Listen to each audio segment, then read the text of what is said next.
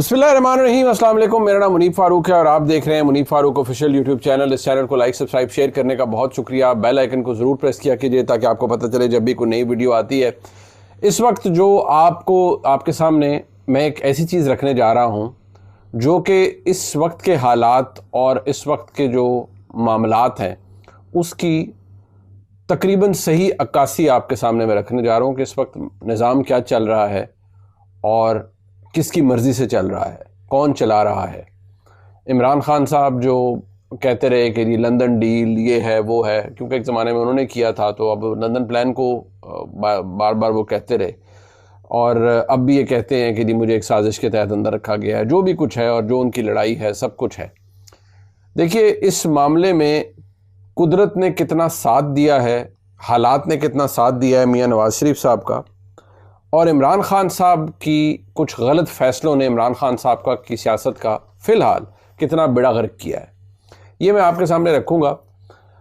मज़े की बात यह है कि पाकिस्तान तहरीक इंसाफ को वो अपने लिए जगह बनाने की कोशिश कर रही है अदलिया के दिल के अंदर। मैं उस पर भी बात करूँगा और साथ ही साथ मैं आपको ये बताऊँगा कि इस हुकूमत के आने के बाद बहुत बातें हुई कि हम पीआई की प्राइवेटाइजेशन करेंगे, सब कुछ करेंगे, लेकिन वो अभी तक जो पहला बिडिंग का प्रोसेस हुआ है वो तो शर्मिंदा ताबीर नहीं हो सका और हालात बड़े ख़राब हैं। जो मामला हमारे सामने है वो बड़ा अजीब है। मरीम नवाज़ शरीफ साहिबा ने जो दावा किया है कि पाकिस्तान तहरीक इंसाफ इक़्तिदार में नहीं आ सकती, देखिए मैं जो भी आपके सामने पहले बताऊंगा आपको, उससे आपके सामने आपको एक तस्वीर है जो कि आप उसे खुद मुकम्मल कर सकते हैं, लेकिन मैं आपको मदद करूंगा उस तस्वीर को मुकम्मल करने में।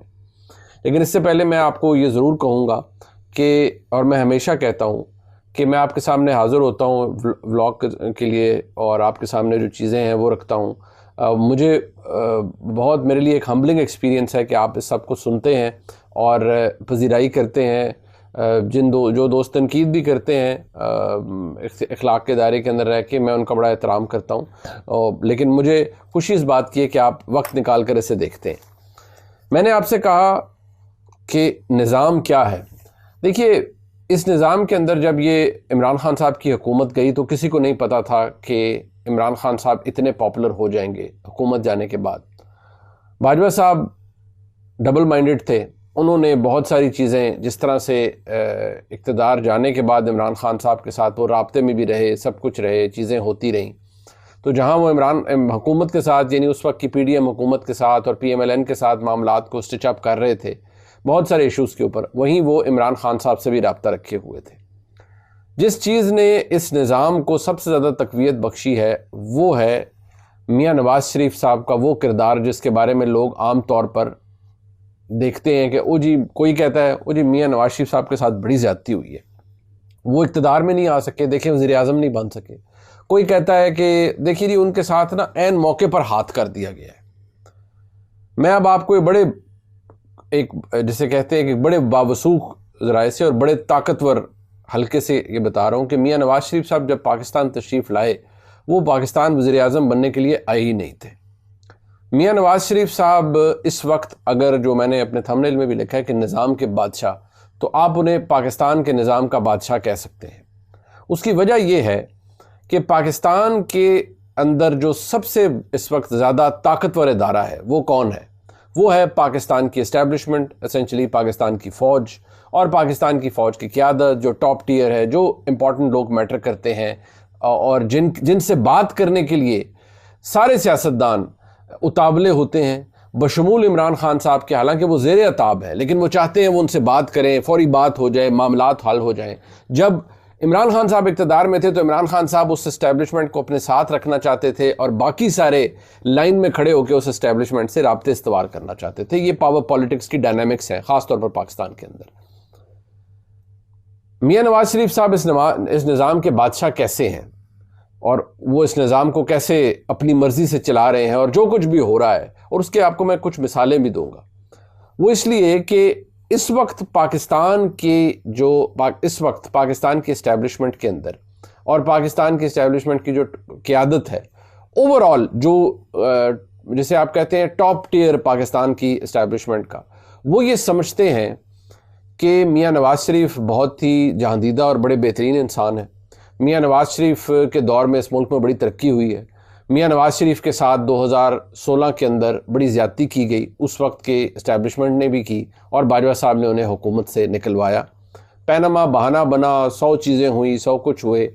यहाँ तक कहा गया कि पैनामा तो कचरे के डब्बे के अंदर जा सकता था, लेकिन उस वक्त की इस्टेब्लिशमेंट और उस वक्त की जुडिशरी की कोलूजन से मियाँ नवाज़ शरीफ को इक़्तिदार से निकाला गया। अब ये क्या सोच है? ये मेरी सोच नहीं है, ये खबर है जो मैं आपके सामने रख रहा हूँ। ये वो पोजीशन है जो इस वक्त पाकिस्तान की फ़ौज की है कि मियाँ नवाज़ शरीफ के साथ ज़्यादती हुई, और अब ये कहा जा रहा है कि जी वो ज़्यादती हुई और फिर इमरान खान साहब की मोहब्बत में पूरा निज़ाम बह गया और उसके बाद जाके एहसास हुआ कि जी ये तो बड़ा गलती हो गई है, लिहाजा जो अब हो रहा है वो करेक्टिव मेजर है। देखिए, मरीम नवाज़ शरीफ साहबा का ये कहना कि देखिए आप दुनियावी तौर पर कहते तो हैं ना, वो उनका ये कहना कि फितना ख़त्म हो रहा है, फितना मतलब इमरान खान साहब की सियासत या तहरीक इंसाफ की सियासत। इसी तरह उनका किसी का ये कहना कि तहरीक इंसाफ इक़्तिदार में नहीं आ सकती। देखिए ये बात जहन में रखिए, जो इस वक्त के हालात हैं, देखिए ये जहन में रखें कि प्लानिंग तो जब इमरान खान साहब आए थे तो उस वक्त बड़ा क्लियर था कि ये 10 साला प्रोजेक्ट आया है। अभी बाजवा साहब हैं और उसके बाद फिर फैज़ हमीद साहब पाकिस्तान के आर्मी चीफ बनेंगे और ये 10 साल निज़ाम चलेगा और इमरान खान साहब 10 साल इस मुल्क के वज़ीर आज़म रहेंगे। ये क्लियर कट हमें मुझे बहसीत साफ़ी बताया गया और बिल्कुल क्रेडिबल जगह से कि ये निज़ाम है। अब इस वक्त जो चीज़ सामने मौजूद है दुनियावी तौर पर, जो मैं देख सकता हूँ और जिसकी प्लानिंग है या जिसकी अरेंजमेंट है, वो ये है कि ये निज़ाम ऐसे ही चलेगा और इस निज़ाम के बादशाह मियाँ नवाज़ शरीफ ही रहेंगे। ये निज़ाम जिस तरीके से आया, जिस तरीके से चला, और इस निज़ाम को प्रोटेक्शन कौन दे रहा है? ये नहीं कि वो बादशाह बने हुए और सारों को नो नो नो नो, इस निज़ाम के अंदर वो अपनी जगह मौजूद हैं और जो पाकिस्तान की अंदर जो मुक़्तदरा है, जो इस्टेब्लिशमेंट है, जो ताकतवर हल्का है, वो उस पोजीशन को सपोर्ट कर रहे हैं कि वाकई मियाँ नवाज़ शरीफ जब पाकिस्तान में आते हैं, उनकी हुकूमत आती है, उनकी जमात की हुकूमत आती है, तो पाकिस्तान मुआशी तौर पर राइज़ करता है। और अब वो बहुत सारी मीटिंग्स के अंदर ये कहते हैं कि देखिए ये फ़ैसला कितना दुरुस्त था, ये फ़ैसला कितना बेहतर है कि आप मियाँ नवाज़ शरीफ की हुकूमत आई है, मियाँ नवाज़ शरीफ की जमात की हुकूमत आई है, तो आपकी इकॉनमी बेहतर होना शुरू हो गई है। मियाँ नवाज़ शरीफ की बेटी को पंजाब की वज़ारत आला मिली है, तो पंजाब के अंदर काम होना शुरू हो गया है। लिहाजा वहाँ पर तो अपनी इस देखिए जो प्रोजेक्ट्स या पॉलिसीज़ बनाई जाती हैं, फिर उनकी असेसमेंट भी की जाती है ना। मैं अब आपको बड़ा क्लियरली ये बता रहा हूँ कि जब इमरान खान साहब की हुकूमत आई तो तकरीबन 8 से 10 महीने या मैक्सिमम 1 साल के बाद ये बातें पाकिस्तान की इस्टेब्लिशमेंट ही कह रही थी कि बड़ी गलती हो गई, ये तो फेलियर्स हैं सारे यार, ये तो बिल्कुल निकम्मे हैं, इन्होंने तो कुछ डिलीवर नहीं करना, ये तो इनकी तो मतलब इनके तो पोस्टर बॉयज़ थे और वही फेल हो गए हैं। We are up to our neck. आप इनके ऊपर जी भर के मुंह खोल के तनकीद करें जो बनती है, लेकिन don't let the dirt come to us, यानी हम तक चीज़ें ना आने दें। मैंने तो एक दफ़ा लिखा भी था कि ये किस तरह से प्रोजेक्ट वाइंड अप हुआ। सो इस वक्त तक अगर मैं देखूं तो इस वक्त निज़ाम के बादशाह मियाँ नवाज़ शरीफ है और इस निज़ाम को जो तक़वियत मिल रही है, जो ताकत मिल रही है, वो पाकिस्तान की मुसल्लह अफ़वाज की जानिब से, पाकिस्तान की इस्टेब्लिशमेंट की जानिब से मिल रही है और क्लियर कट मिल रही है।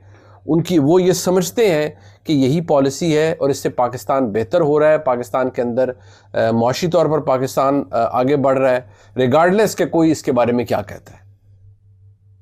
और ये बात भी वो बिल्कुल क्लियरली बता रहे हैं कि जी कम वॉट में माइनर एडजस्टमेंट्स चीज़ें होती रहती हैं।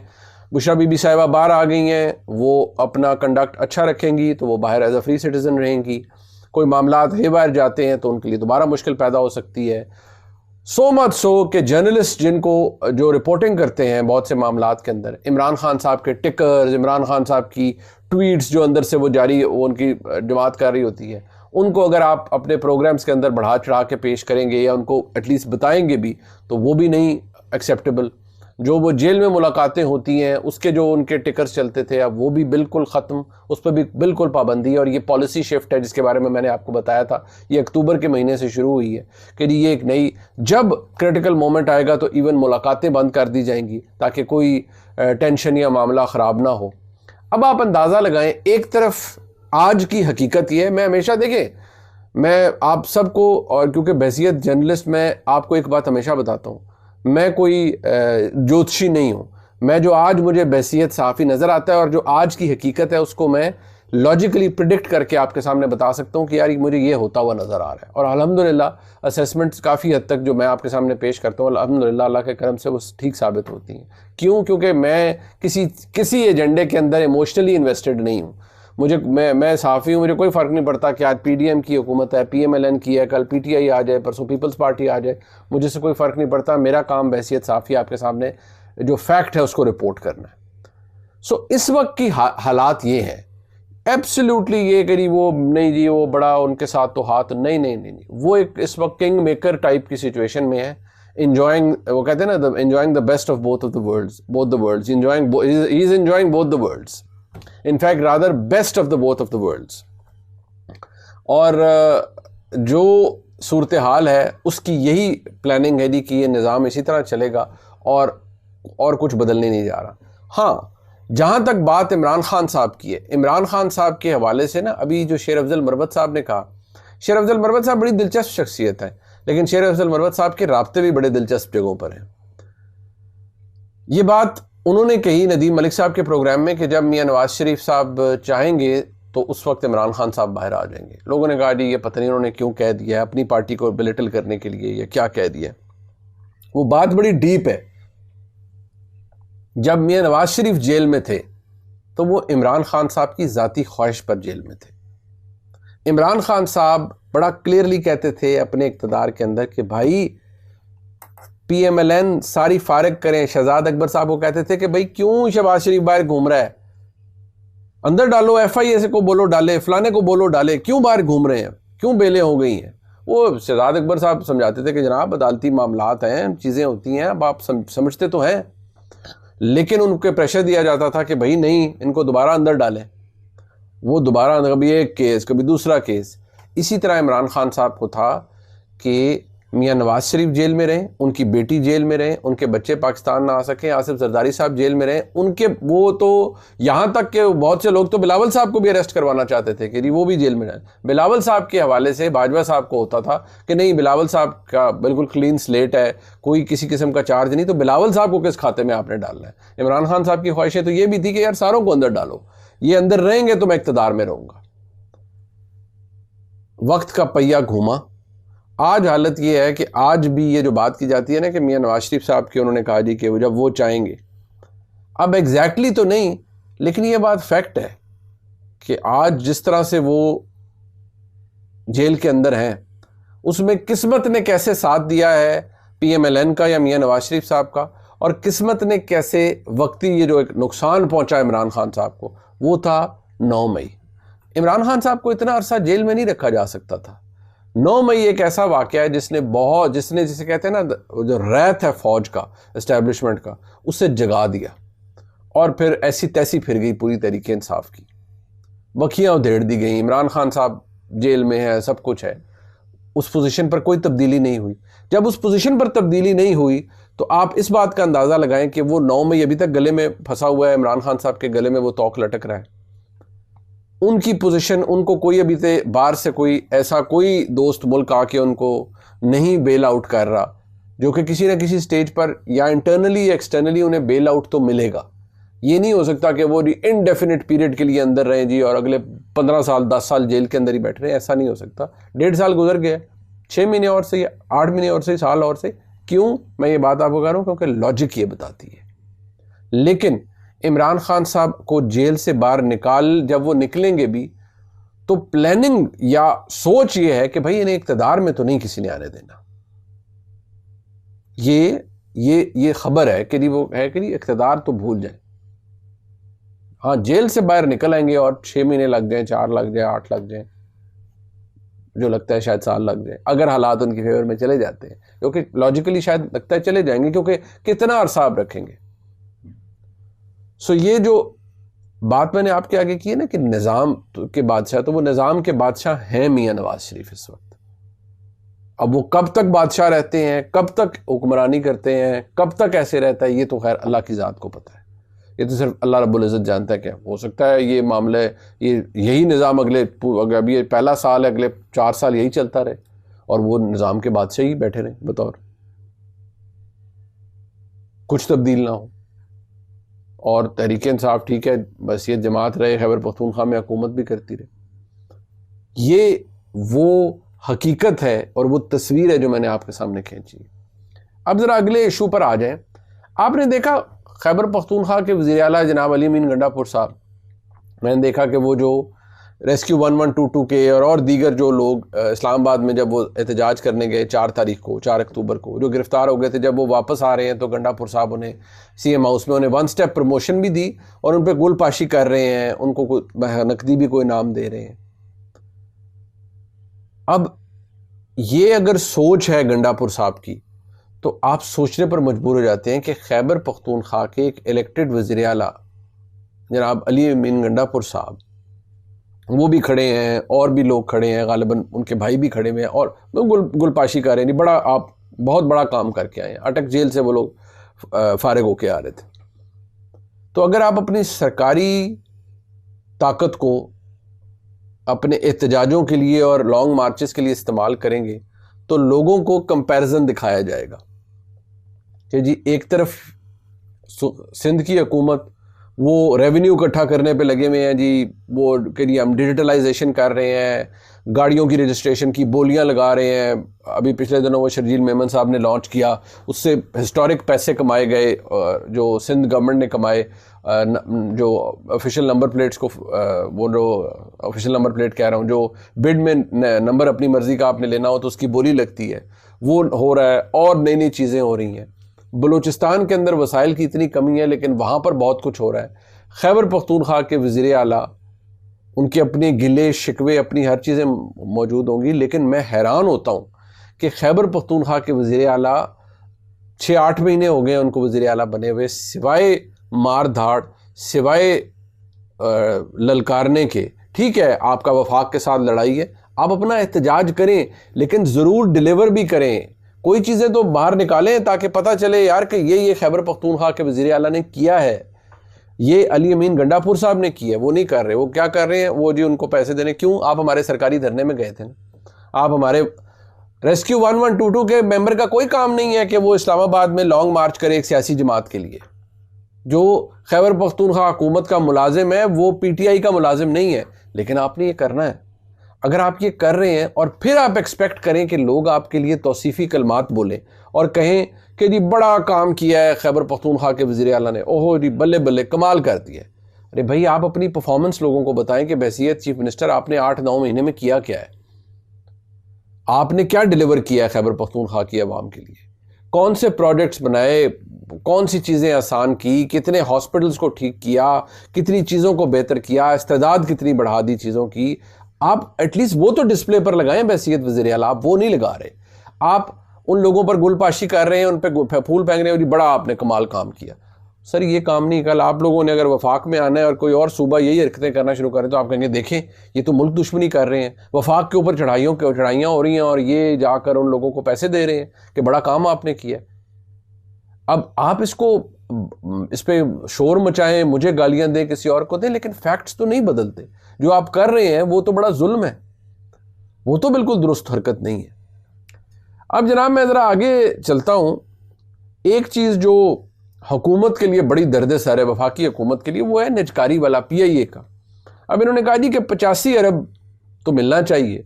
वो टोटल 10 अरब रुपए की बोली लगाई गई है। वो ब्लू वर्ल्ड सिटी के जो मालिक हैं, वो बहुत बड़ी कारोबारी कदावर कारोबारी शख्सियत है और बड़े वेल रिस्पेक्टेड बिजनेसमैन हैं। उन्होंने उसकी बोली लगाई और उस बोली के अंदर उन्होंने कहा जी कि हम तो ये कर रहे हैं, लेकिन बाकी अगर जो आप मांग रहे हैं ठीक है आप करते हैं तो हम फिर हमारी नेक ख्वाहिशात है नेशनल कैरियर के लिए यानी PIA के लिए, इससे ज़्यादा की बोली नहीं लगी। अब जो बातें कही गई हैं, जो हुकूमत कहती है, वो कहते हैं कि सिर्फ अगर आप देखें कि जो असासा जात हैं और जहाज़ हैं वो मिलाएं तो 33 अरब रुपए के तो वो बन जाते हैं, और बहुत सारी चीज़ें हैं, कई $1 मिलियन की और मुख्तलिफ चीज़ें हैं। तो आप ये 10 अरब रुपए का हमने क्या करना है, 10 अरब रुपए तो कोई बोली नहीं है इसको प्राइवेटाइज करने के लिए या इसके लिए तो कोई तरीकाकार नहीं है। अब गवर्नमेंट जो है वो ये वाहिद बोली लगी है by the way. So government का ये प्लान तो जो था वो अभी तक पाया तकमील तक नहीं पहुंचा, और ये एक सेटबैक भी है क्योंकि इसको गवर्नमेंट बड़ा टाउट कर रही थी कि जी हम PIA को प्राइवेटाइज करने जा रहे हैं। अब वो किस तरीके से क्या चीज़ हुई ये तो अब खैर पता चलेगा, लेकिन ये एक सेटबैक ज़रूर है कि जो चीज़ देखी जा रही थी वो कि PIA के अंदर इस वक्त इतनी लीकेज है और इतनी ओवर स्टाफिंग कह लें या लीकेज कह लें, इतनी ज़्यादा है फंड्स की कि इस तरह से ये नेशनल कैरियर सिवाय कौमी ख़जाने के ऊपर बोझ के और कुछ नहीं है। लेकिन अब इसको कैसे दुरुस्त किया जाएगा, क्योंकि ये तो गवर्नमेंट के गले पड़ा हुआ है, ये तो मामला दुरुस्त नहीं हुआ और बड़ा सेटबैक भी है हुकूमत के लिए। अब मैं आपको ये बता दूं जी कि PTI ने जो एक नई वो है, उन्होंने कहा जी कि हमने जस्टिस याया अफरीदी साहब को दिल खोल कर तस्लीम कर लिया है, हम लेकिन 26वीं आईनी तरमीम को मुस्तरद करते हैं। अच्छा, ये बात अब आप गौर से देखें। एक तरफ आप कहते हैं नहीं वो गंडापुर साहब तो जी याया अफरीदी साहब की स्वेरिंग इन पे गए थे, वो कोई खैबर पख्तूनख्वा CM खैबर पख्तूनख्वा PTI के सदर की हैसियत से नहीं गए थे, लेकिन आप तो उधर ललकार रहे थे कि हम नहीं मानेंगे अगर सीनियर मोस्ट को ना बनाया गया। लेकिन फिर भी गंडापुर साहब स्वेरिंग इन पे गए, बिल्कुल ठीक है। अब वो कहते हैं 26वीं तरमीम को नहीं मानेंगे, तो याया अफरीदी साहब तो बने ही 26वीं तरमीम के जरिए। और दूसरी बात यह है कि हमारे मुल्क में इस वक्त कहतुल रजाल है कि आप कोई चक्कर ही नहीं है, आप ना कोई इस चीज़ को पढ़ता है। वो जी देखें जी गवर्नमेंट ने अपना चीफ जस्टिस बना लिया, गवर्नमेंट ने अपना चीफ जस्टिस नहीं बनाया। 26वीं आईनी तरमीम हुई, 3 जजेस का पैनल था, पार्लियामेंटेरियन उसके अंदर बैठे। हाँ, जो हिस्सा है वो गवर्नमेंट के पास ज़्यादा था, लेकिन उन्होंने याया अफरीदी साहब को बना। याया अफरीदी साहब गवर्नमेंट के फेवरेट इस स्कीम के अंदर बस ऐसे ही थे कि ये बेस्ट चॉइस है कि याया अफरीदी साहब जी बन जाए। लेकिन याया अफरीदी साहब बिल्कुल प्रो गवर्नमेंट नहीं है। अगर कोई ये सोच रहा है, हाँ वो प्रो PTI शायद ना हो, लेकिन वो प्रो गवर्नमेंट बिल्कुल नहीं है। लेकिन तहरीक इंसाफ अब उनके बारे में एक अच्छा तासुर पेश करना चाह रही है, और बैरिस्टर गौहर खान साहब बड़े अच्छे वकील भी हैं, उन्होंने ये बात बेसिकली की है कि जिस तरह से ये मामला आगे चला है और इसको जिस तरह से वो आगे लेके गए हैं, तो ये जनाब सारी सूरत हाल है। अगर इसको आप देखें तो ये एक तहरीक इंसाफ ने एक चीज़ को उन्होंने इस्टेब्लिश करने की कोशिश की है। अब अगर आप इस चीज़ को देखें इवेंचुअली एंड में, तो कुछ चीज़ें ऐसी हैं जो कि मैं आपको ज़रूर ये बताना चाहता हूँ। जैसे आज एक ख़बर थी कि वो अमेरिकी सफारत खाने के कुछ लोग गए, काउंसलर एक्सेस जो मिलती है ना नेशनल्स को, वो मिली जी, अडयाला जेल में वफ्त किया। पूरा सोशल मीडिया ये कहने लग पड़ा कि जी वो जी 3 के जी इमरान खान साहब से मुलाकात के लिए अमेरिकन गए हैं। तो मैंने बहुत से लोगों से चेक किया, मैंने कहा यार इमरान खान साहब से मुलाकात का वैसे तुक तो कोई नहीं बनता, लेकिन चले पता करते हैं। जब मैंने काफ़ी जगहों से पता किया तो वो पता ये लगा जी कि वो लोग, उनके नाम भी आ गए हैं जिनको काउंसलर एक्सेस दी गई है। ये कोई वफ्त नहीं था जो कि जी किसी सियासी कैदी से मिलने गया था, काउंसलर एक्सेस थी और डिप्टी सुपरिटेंडेंट जेल के कमरे में मुलाकात हुई, असिस्टेंट सुपरिटेंडेंट जनरल के जेल के कमरे में, और उन लोगों के नाम भी सामने आ गए हैं। उनका दूर दूर तक इमरान खान साहब या PTI से कोई ताल्लुक नहीं है। लेकिन जाहिर बात है अब इसके ऊपर कुछ देर में आप देखेंगे कि बड़े बड़े व्लॉग्स कर दिए जाएंगे और झूठ फैलाया जाएगा कि वो जी देखिए अमेरिकन भी मजबूर हैं कि वो इमरान खान साहब से मिलना चाहते हैं। मैंने पहले भी कहा था कि जब हालात बदलते हैं ना, निज़ाम बदलता है, पॉलिसी बदलती है, फिर किसी अमेरिकन की ज़रूरत नहीं पड़ेगी। फिर इमरान खान साहब के लिए रास्ता क्लियर होगा और वो ऐसे चुटकी बजाते हुए बाहर आ जाएंगे जब हालात उनके लिए तब्दील हो जाएंगे, जब रास्ता खुल जाएगा। जैसे रास्ता खुला ना, मियां नवाज शरीफ साहब बीमार हुए, कोर्ट से मामला ठीक, सब कुछ एस्टेब्लिशमेंट ने रास्ता क्लियर किया और मियां नवाज शरीफ साहब 2019 के आखिर में मुल्क से बाहर चले गए थे। इस तरह अगर इमरान खान साहब के लिए हालात और रास्ता क्लियर हुआ तो इमरान खान साहब भी बाहर आ जाएंगे। ये बात मैं हमेशा से कहता रहा हूँ, कुछ लोगों को बुरी भी लगती है, लेकिन हकीकत यही है। जो एक जिस चीज़ के ऊपर बड़ा वो रहा है वो है इमरान खान साहब की, उनकी फैमिली की जानिब से, उनकी बहन की जानिब से, रुबीना खान साहबा की जानिब से कहा गया है जी कि बानी PTI जब मुश्किल में है, ज़ाहिर बात है, जुल्फ़ी बुखारी साहब के ऊपर बड़ी तनकीद की गई है। और उनकी जो हमशीरा है रवीना खान साहबा, वो फरमाती हैं जी कि बानी पीटीआई को क्या शौक़ था कि वो ऑक्सफोर्ड यूनिवर्सिटी के चांसलर का इलेक्शन लड़ते। उन्होंने कहा कि जुल्फ़ी बुखारी ने अपनी शोहरत के लिए बानी पीटीआई को इलेक्शन लड़ा दिया। इलेक्शन कहाँ लड़ा उन्होंने, मतलब कैंडिडेचर था वो एक्सेप्ट ही नहीं हुआ। रुबीना खान साहबा का कहना था कि जुल्फ़ी बुखारी का ख्याल है कि ऑक्सफोर्ड यूनिवर्सिटी का चांसलर बनना बहुत बड़ी चीज़ है। उनका मज़ीद कहना था कि जेल में कैद बानी पीटीआई को बिलावजह इसमें फंसा दिया। वैसे उससे कोई फ़र्क तो पड़ा नहीं है, लेकिन हाँ वो एक खामखा एक जो एडवर्सरीज थे खान साहब के, उन्होंने खान साहब की ज़्यादा बैशिंग शुरू कर दी कि इमरान खान साहब को वो देखें जी, ये ऑक्सफोर्ड यूनिवर्सिटी कैसे जा सकते हैं जी, कैसे चांसलर बन सकते हैं, PMLN ने अपने घोड़े दौड़ा दिए, बंदे भेज रहे हैं। वो कई बंदे ऐसे थे जो बिल्कुल ही हमारी तरह पेड्डू थे, वो कई तो ऐसे थे जो बिल्कुल ही पढ़े लिखे नहीं थे। एक को मैंने अभी पर प्रोग्राम मैंने कहा जी आपकी अपनी आप क्या करते हैं, या आप ऑक्सफोर्ड से पढ़े हुए हैं, अलमने में से हैं, कौन है आप? तो खैर वो बड़ा इंटरेस्टिंग जवाबात थे जो उन्होंने मेरे प्रोग्राम पे दिए 365 पे, लेकिन वो खामखा ज़रूरत नहीं थी, तो वो जुल्फ़ी बुखारी साहब को बड़ा तनकीद किया जा रहा है। लेकिन आई थिंक जुल्फ़ी बुखारी साहब over the period of time वो सिंसियर रहे हैं इमरान खान साहब के साथ। वो अलग बात है कि एक स्टेज पे इमरान खान साहब से दूर हो गए थे और फिर उनको शायद कुछ मसाइल का सामना भी करना पड़ा। लिहाजा जनाब ये इस वक्त की सूरत हाल है जी। ये ब्लॉग है, इंशाल्लाह जो बातें मैंने आज आपके सामने की है बड़ी खोल के मैंने आपके सामने आज तस्वीर रखी है, क्योंकि नॉर्मली चीज़ों को देखा जाता था एस्टैब्लिशमेंट और इमरान खान साहब के पर्सपेक्टिव से। मैंने आपको जो आज चीज़ आपके सामने रखी है उसको ज़रा अगर आप सोचें तो आपको बहुत सी कड़ियाँ जुड़ती हुई नज़र आएंगी। गायब का इल्म मैं हमेशा कहता हूँ अल्लाह को है। ब्लॉग आपने देखा जी, इसका फीडबैक हमें ज़रूर दीजिएगा। देखने का बहुत शुक्रिया। खुदा हाफिज़।